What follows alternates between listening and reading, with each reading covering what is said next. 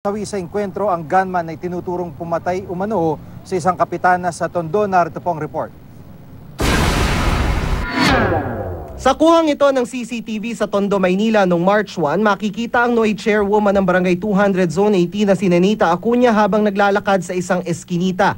Kasama niya noon ang barangay treasurer, isang kagawad at isang tanod na katatapos lang magkabit ng tarpaulin sa lugar. Sa likod nila makikita ang isang lalaking naglalakad habang umiinom pa ng soft drinks. Maya-maya nagtakbuhan na mga tao sa eskinita. Binaril na pala ng lalaki si Kapitana. Tinangkamang isalba, sa ospital binawian ng buhay si Acuña. Pasado alas 7 kagabi nang mapatay ng mga pulis ang lalaking ito matapos makipagbarilan sa mga pulis Maynila.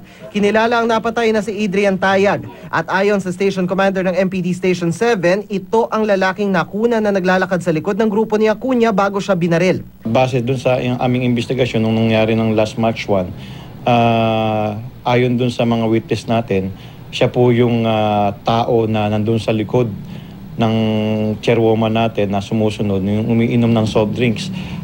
Siya po yung pumatay dun sa ating chairman. Isang tip ang natanggap ng mga pulis kung saan napag-alaman nila ang kinaroroonan ng suspect. Pero pagdating nila sa lugar para arestuin ng suspect, agad daw pinaputukan ni Tayag ang mga pulis.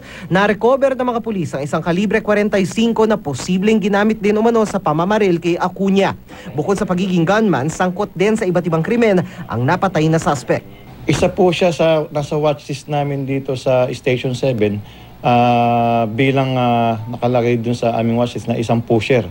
So isa rin po siyang hitman kung saan lahat po na nagtitimbre sa kanila ay pinapatay nila at yung mga kakompetensya nila sa drugs kanila rin pinapatay.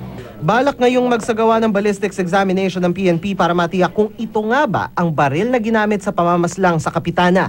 Sunod na target ngayon ng pulisya na hulihin ang iba pa umanong kasamahan ng suspect. Dano Tengkong, GMA News.